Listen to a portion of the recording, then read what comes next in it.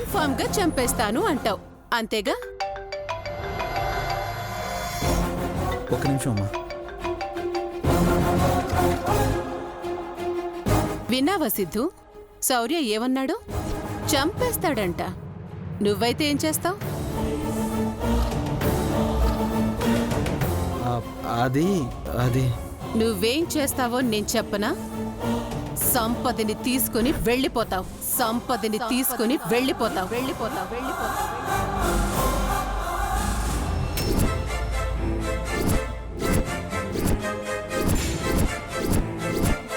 నేను చెప్పింది బీహార్లో జరిగిన కథ కాదు, పర్వతనేని వారింట్లో జరుగుతున్న ప్రేమ కథా చిత్రం.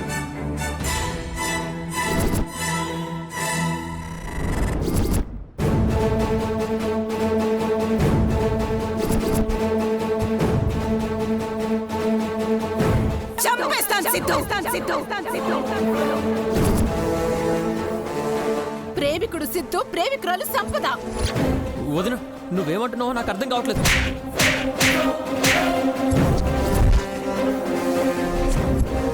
వదిన,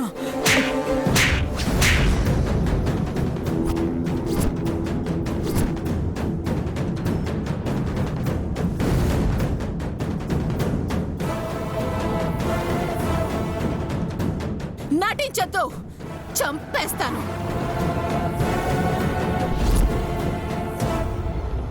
ఇన్ని రోజులుగా నువ్వు సంపద కలిసి ఆడుతున్న నాటకం గురించి నువ్వు అనుపమతో చెప్తుంటే నేను మొత్తం విన్నారా?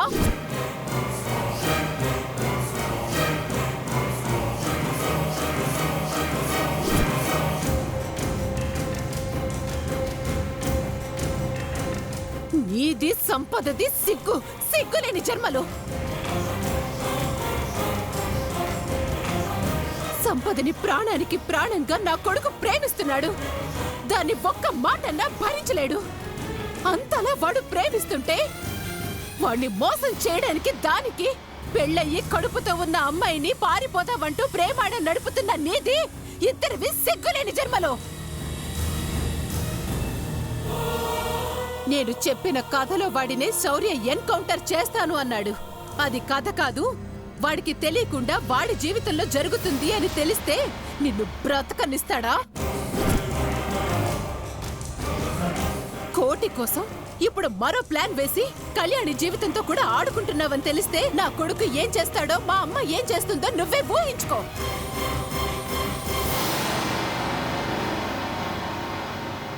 నన్ను క్షమించదునా, నేను చేసింది తప్పే. ఇక మీదట సంపద జోలికి పోను. నన్ను నమ్ము. లేరా పైకి. నీకు బ్రతకడానికి ఒక ఛాన్స్ ఇస్తున్నాను. అదేంటంటే ఈ పెళ్లి జరగకూడదు. పేటల మీదకి వెళ్లిన పెళ్లి ఆగిపోవాలి. మళ్ళీ నువ్వు నా ఇంట్లో కాని సంపద శౌర్యాల మధ్యలోకి కాని రాకూడదు. ఈ ఊరు వదిలిపెట్టి వెళ్ళిపోవాలి. కావాలంటే ఆ కట్నం డబ్బులు నీకు నేను తెచ్చిస్తాను. తీసుకొని పారిపో.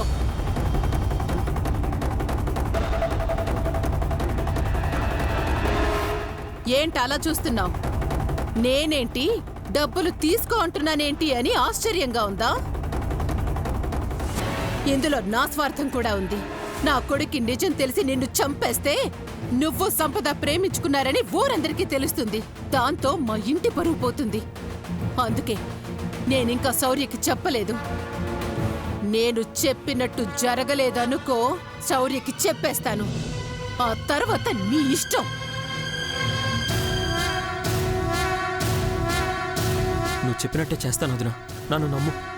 ఏంటమ్మా నువ్వు చెప్పినట్టే చేస్తాను అంటున్నాడు? నువ్వేమన్నా వార్నింగ్ ఇచ్చావు సిద్ధుకి?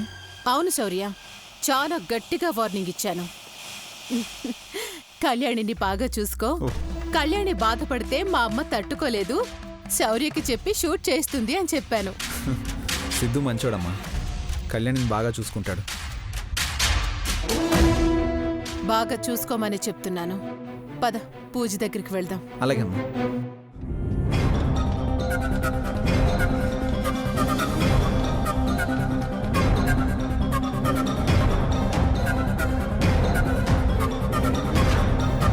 ఎవ్వరికీ తెలియకూడదు అనుకున్నాను, కానీ కానీ దమయంతి వదినికి తెలిసిపోయింది. సంపదేమో కొన్ని రోజులాగి ఇక్కడ పరిస్థితులు చక్కబడ్డాక ఎవ్వరికీ అనుమానం లేని టైంలో వస్తానంటుంది. కానీ నిజం తెలిసిన దమయంతి వదిన సంపదని బతకనిస్తుందా? లేదు, సంపదకి నిజం చెప్పాలి. ఇద్దరం అర్జెంటుగా ఇక్కడి నుంచి వెళ్ళిపోవాలి. సిద్ధు ఈరోజు ఇంటి నుంచి వెళ్ళిపోతాడు. పెళ్ళి ఆగిపోతుంది. అప్పుడు అసలు ఇంట్లో పొజిషన్ ఎలా ఉంటుందో. నేను సిద్ధు దగ్గరికి ఎప్పుడు వెళ్ళాలి? ఎప్పుడు లైఫ్ స్టార్ట్ చేయాలి?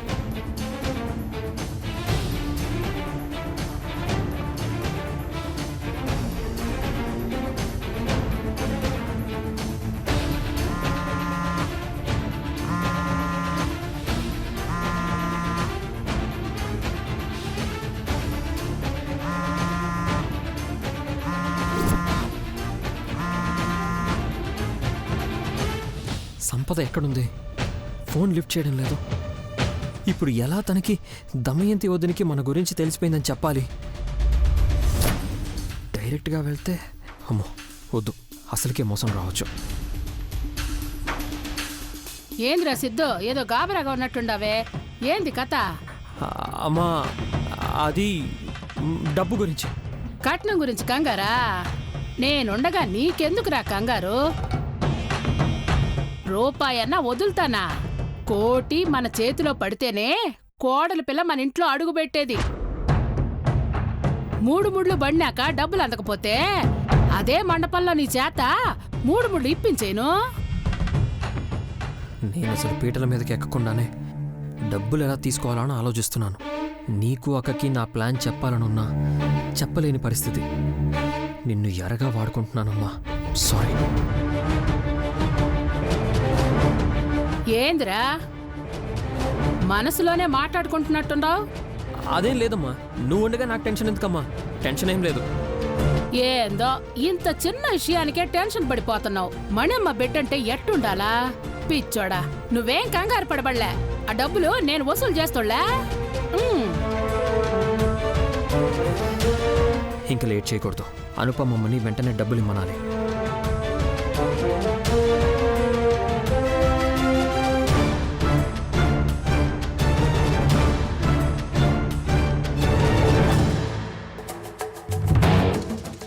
సిద్ధు కాల్ చేస్తున్నాడేంటి? ఏదైనా ఇంపార్టెంట్ విషయమా? ఈ టైంలో సిద్ధు పక్కన ఎవరో ఒకరు ఉంటారు. నా నంబర్ ఎవరైనా చూస్తే ప్రాబ్లం అవుతుందేమో.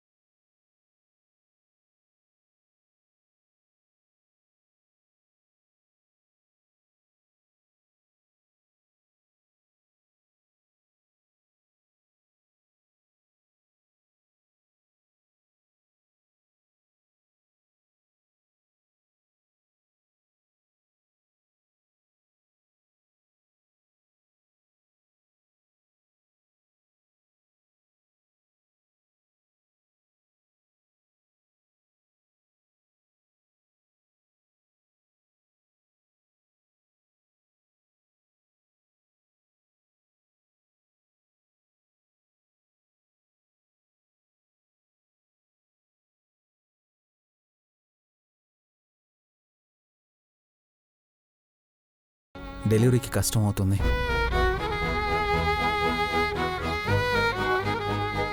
మీ ఇద్దరిలో ఎవరికి ఏమైనా నేను తట్టుకోలేను.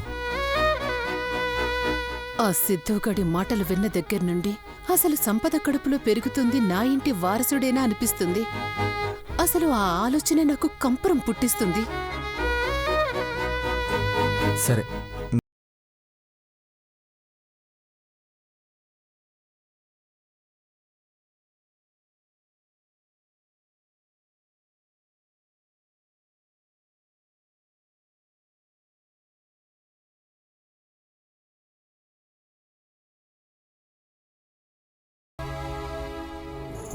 శ్రీమన్మహాగణాధిపతే నమః.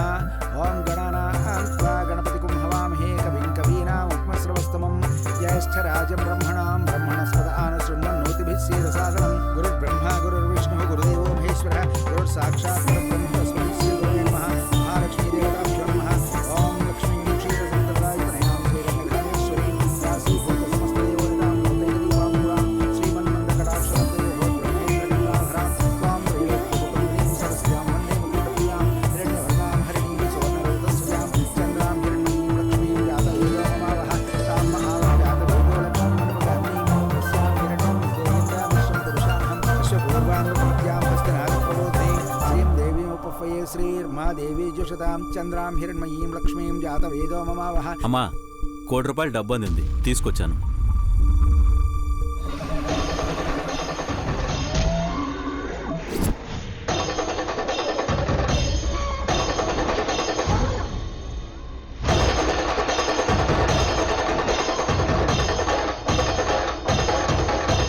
నా గదిలో పెట్టేచ్చింది. పూజ అయిన తర్వాత బీరువాలో పెడతాను. పెళ్ళైన తర్వాత మణమ్మకి ఇవ్వాలి కదా. అలాగేనమ్మా.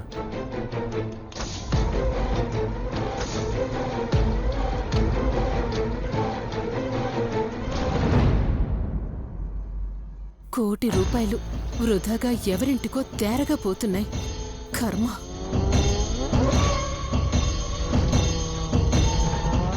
అంతా ఓకేనా బాజీ?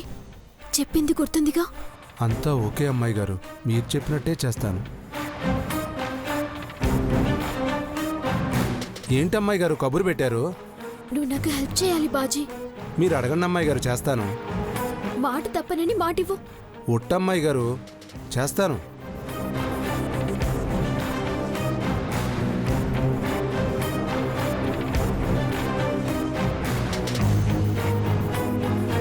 అమ్మగారికి తెలిస్తే నా మీదకి వేసుకుంటాను. ఈ ఒక్క హెల్ప్ చేయి, తర్వాత అంతా నీకే తెలుస్తుంది. సరే అమ్మాయి గారు.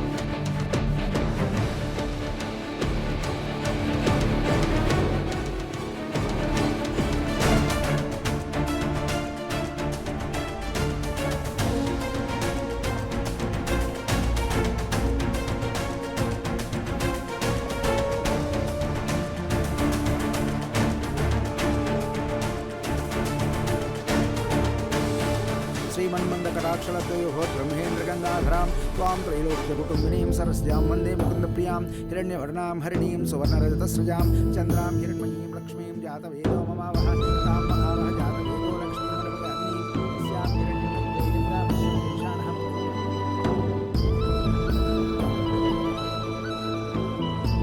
ఓం సర్వమంగళమాంగళ్యే శివే సర్వార్థసాధికే శరణ్యే త్రయంబకే దేవి నారాయణ నమోస్తుతే.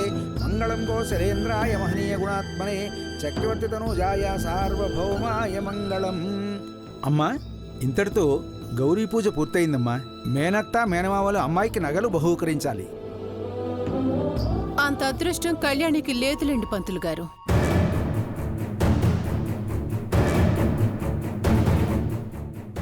అదే అమ్మా, మా ఆయన ఊళ్ళో లేడు అంటున్నాను. మరిప్పుడెట్టా పంతులు? మేనమామ కుమారుడిచ్చినా పర్వాలేదమ్మా. శౌర్య, వారసత్వపు నగల్ని కళ్యాణికి వాహుకరించి చేతి గాజులు తొడుగు. అలాగే అమ్మమ్మ.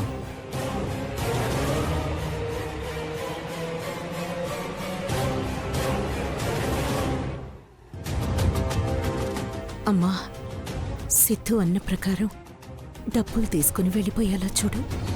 మనసు మార్చుకుని కళ్యాణి మెళ్ళో తాళి కడితే కళ్యాణి జీవితం నాశనం అవుతుంది.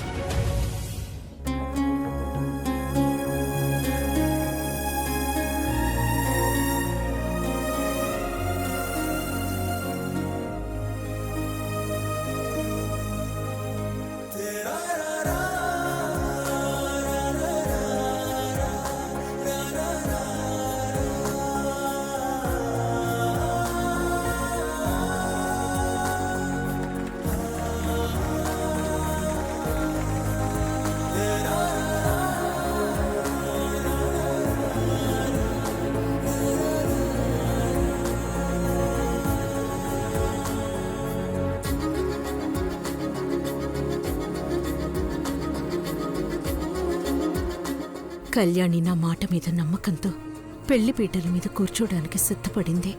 పెళ్లికి ముందే సిద్ధుకి డబ్బులిచ్చి పంపించేయాలి.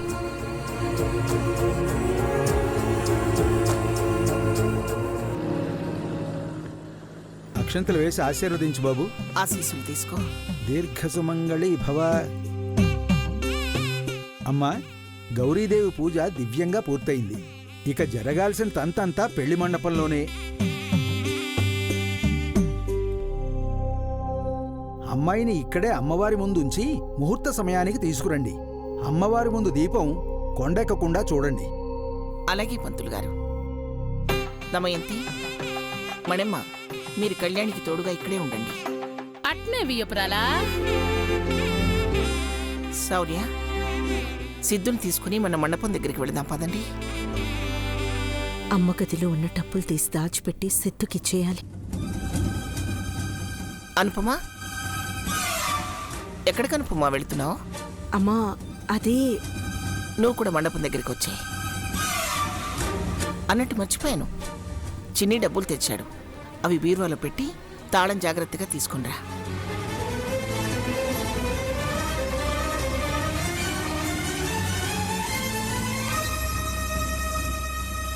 తాళం జాగ్రత్తగా నీ దగ్గరే ఉంచు.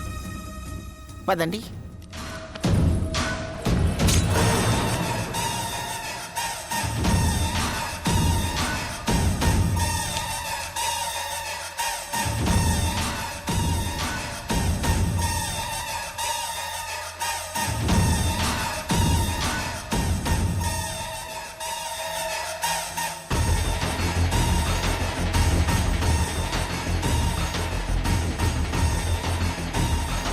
అమ్మ నీకు బీరువా తాళం ఇచ్చింది కదా, ఇటివ్వు.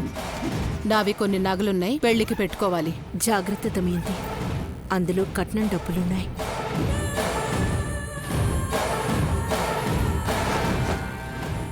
నువ్వెళ్ళు.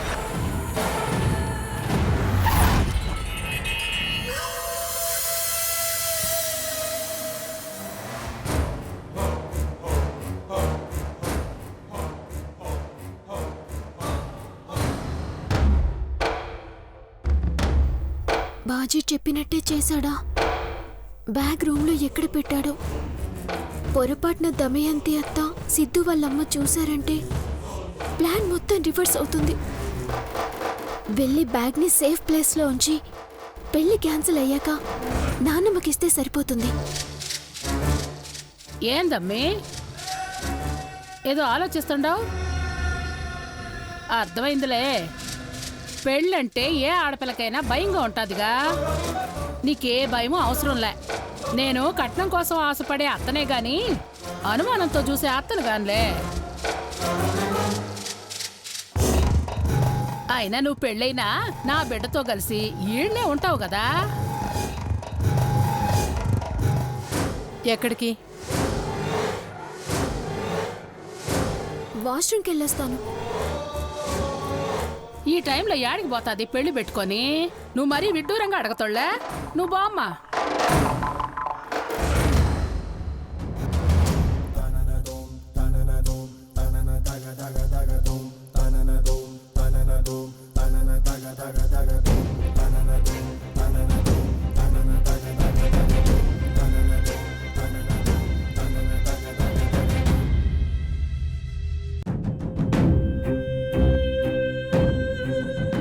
థ్యాంక్స్ బాజీ.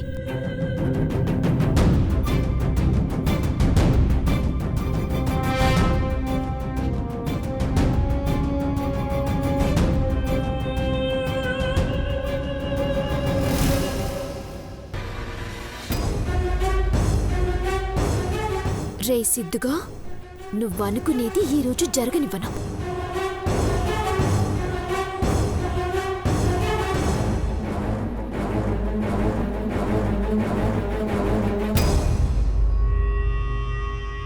బీరువాలో డబ్బులు తీసి ఆ సిద్ధుకడికిచ్చి పంపించేయాలి.